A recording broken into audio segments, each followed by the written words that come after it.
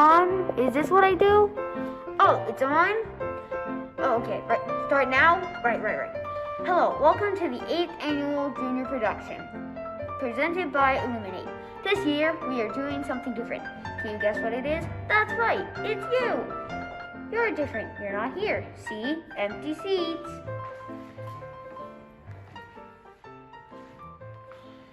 We thought, after 7 years of performing for crowds of 500 plus, we'd try performing for no one at all. Well, okay, I'm kidding. As you know, there's been this thing happening to the world, a global pandemic like we'd never seen before. And we had a choice to make. We could cancel the year or find a way through it. We could find magic, like Roald Dahl did.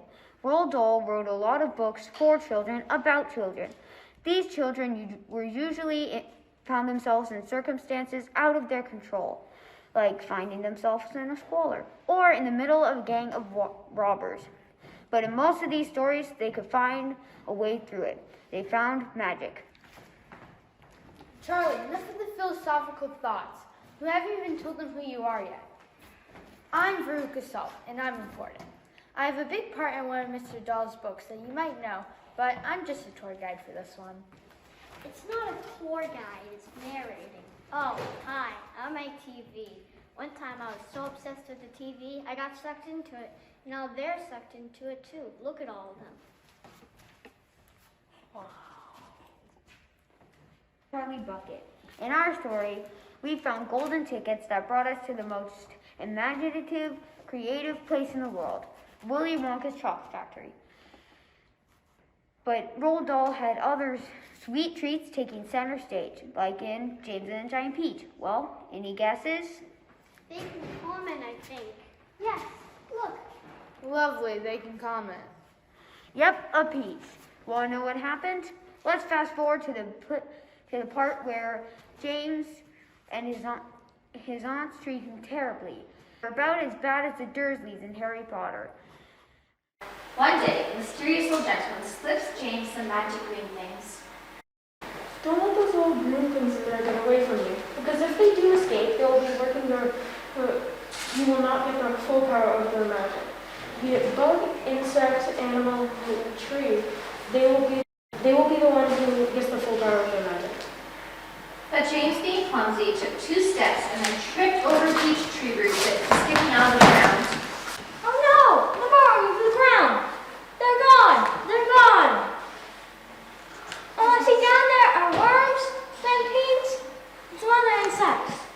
Oh well, I guess they're the ones who took their life, and not me. Oh well, it was a nice idea.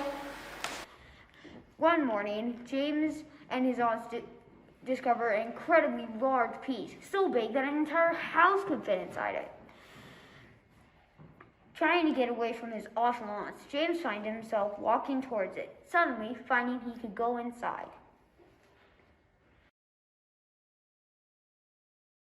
Action. Look who's here! We've been waiting for you. Oh no. I'm hungry. Me too. I'm famished. So am I. We're all hungry. We need food. What's the matter with you? You look positively ill! Oh, the poor thing. I do believe he thinks he is the one we are wanting to eat. You mustn't be frightened. We wouldn't dream of hurting you. You're one of us now. Didn't you know that? You're one of the crew. We're all in the same boat. We've been waiting for you all day long. We thought you'd never show up. I'm glad you did. So cheer up, my boy, cheer up. Meanwhile, I'd like you to help me with my boots. It takes me hours to get them off by myself. Thank you. Thank you very much. Well, you have a lot of boots. I have a lot of legs and a lot of feet. 100 to be exact. I am a centipede, you know. There he goes again. He simply cannot stop telling lies about his legs. He's only got 42, you know. Trouble is that nobody ever bothers to count them. Poor Earthworm. He's blind, you know. He can't see how fabulous I look. The only marvelous thing is to have no legs at all, to be able to just walk the same. You call that walking? You're a flitter. That you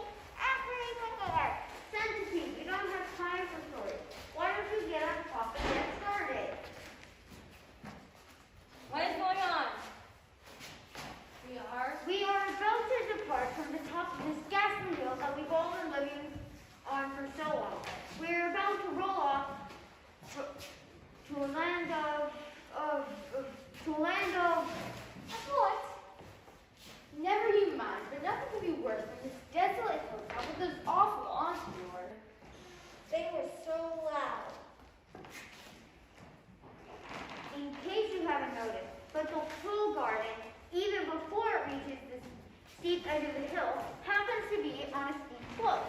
Therefore, the only thing that has been stopping the peach from rolling away is its great big stem attached to the tree. Break the stem, and off we go. I've done it! We're off. The journey begins. And who knows? And who knows what will end? If you have anything to do with it, it will end in trouble. Nonsense. We are about to visit the most marvelous places and see the most wonderful things. Isn't that so, Sesame? There's no knowing what we shall see. What do you think? Well, then none of this makes any sense. I suppose we may see a creature with 49 heads. We may see a dragon or unicorn. Or maybe a hen that lays brilliant-colored eggs. Yes, let's roll up this hill and see where it goes. Away from my aunts and all my woes. How is that for a blackout? And how is that for a plan, huh? It's working out just as I designed it to. Sometimes the thing that seems to be a big and clumsy mistake, like tripping over a peach tree root that is sticking up and spilling the magic green things everywhere, is part of a larger design to bring good things. Good things literally growing out of the place where you fell.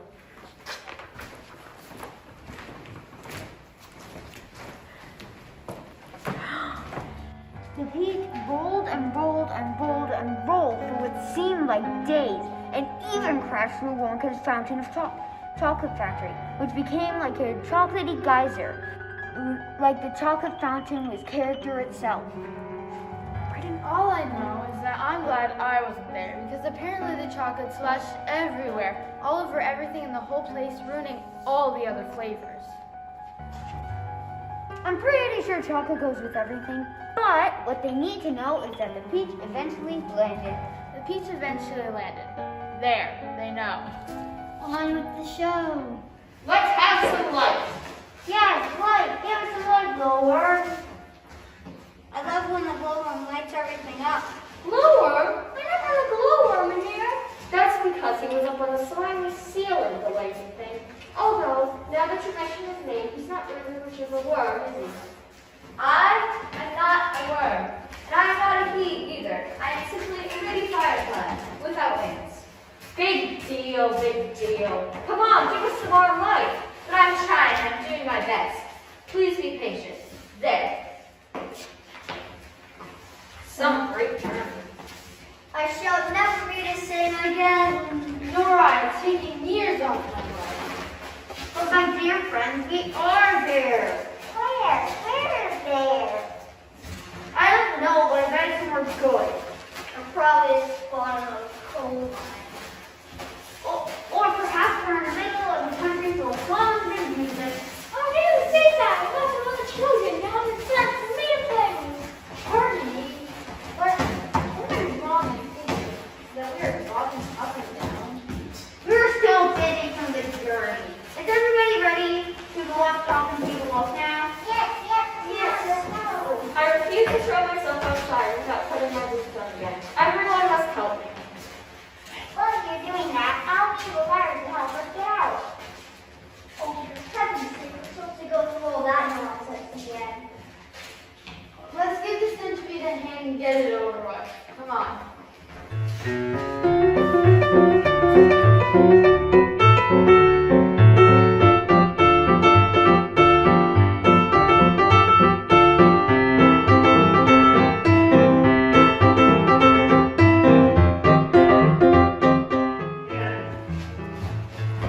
But this is impossible! I told you we were bobbing up and down. We haven't done the same! Ladies and gentlemen, I'm afraid we have found ourselves in a rather awkward situation. Awkward? We're finished.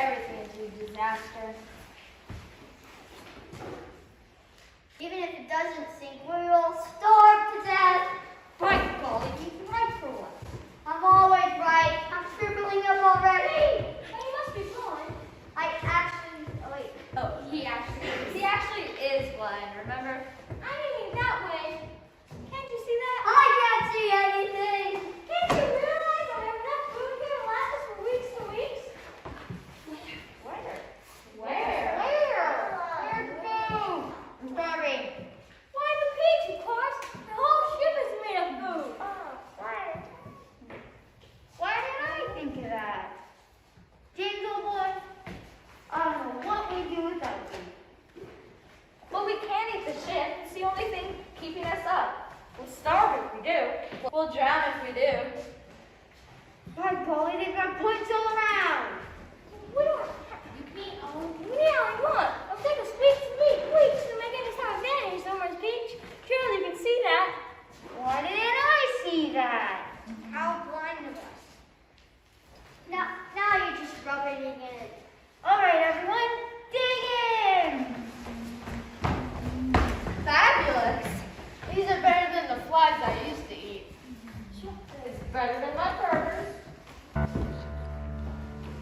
Looks like everything's working out well, right? They seem to be doing fine, but soon they see fins out of the water. The peach was attracting other curious creatures. It was sharks! They better get out of there fast. This is where it gets exciting. There must be something we can do. Pig watermelon. I said I believe we might try. I'm not saying it will work. Well, tell us. I'm afraid it's not good after all. We don't have any string. We need under the yard string to make this work. But we do have string. Lots of it. It's better than string. I can even spin patterns. Can you make it up? As much as you want. And would it be strong? The strongest there is. Anyone else wondering? Anyone else wondering how this helps us? I'm gonna let this plate clear out the water.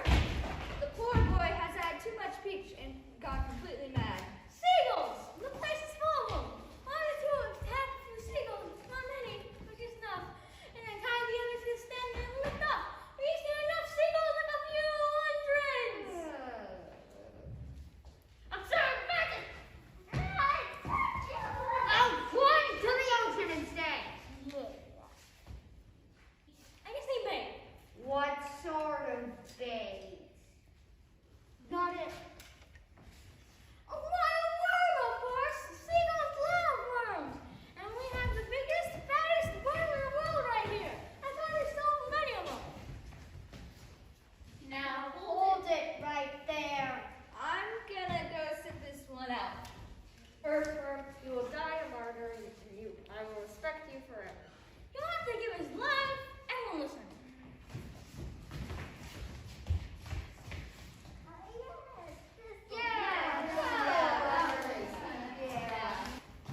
I'm glad I can't see because I don't want to. Don't worry, I won't let them cut you. I got to hurry. The shark's getting nearer. Fire! Start spinning! Should I leave them in suspense for a while? We could play some eerie music and they wonder what happened? No? Alright. There are other stories to get to. Okay then. Well, let's fast forward because there's so many other stories to tell tonight. Did it work? Yep, it worked. They flew through the air with about 500 seagulls carrying them. The next problem was where to drop the peach out from the sky. Yeah, that's a big problem. That's a big problem for sure. Not so sweet. Look, there's land below. Whoa! Hooray. Yay! It looks like streets and houses. This couldn't possibly be England. Use the thumbs up! The sky is screaming. It must be America. It means we crossed the Atlantic Ocean overnight. You don't mean it. It's incredible. It's unbelievable. It's The thing we have to worry about is how on earth we're gonna get back down to Earth. Ask James. shouldn't be too hard. All I do is cut loose these strings and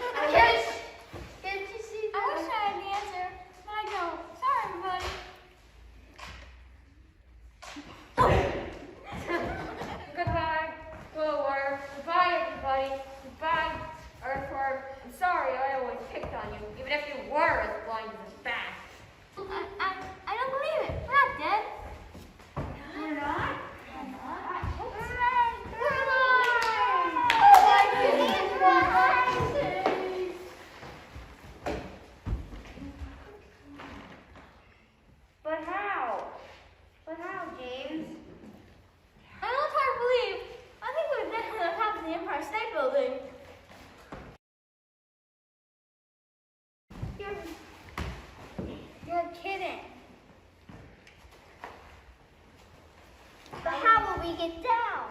Don't worry, they'll get us down. James, why are there people hanging out of their windows and cheering us on? And on the streets, they're waving madly. Maybe they think we're heroes. And just like that, they were now looked upon as heroes, especially James.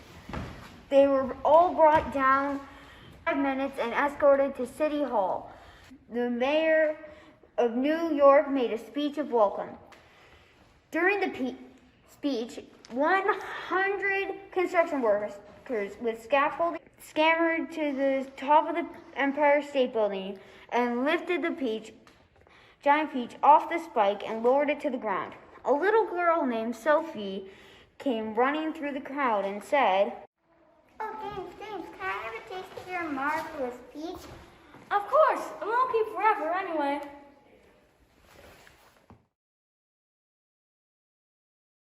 Children came from everywhere just to get a taste of the giant peach.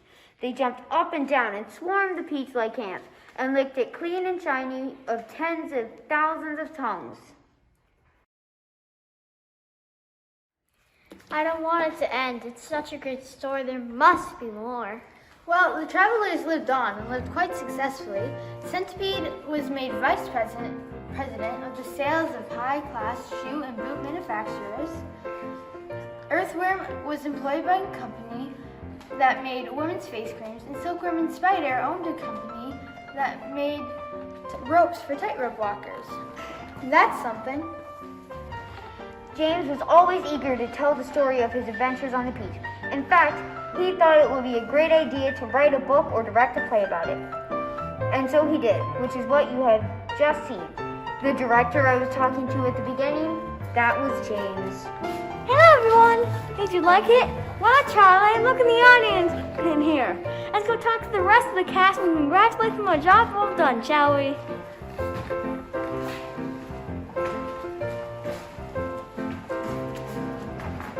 Here's where the next story lies. It's not just the girl that's important, it's what's in here, where the dreams are, the secret wishes in the heart, just like the magic that made the peach bigger than life. Let's see what happens when the magic works on dreams themselves. The very whispers of creative sparks that happen in the hidden parts of the brain. Let's just see.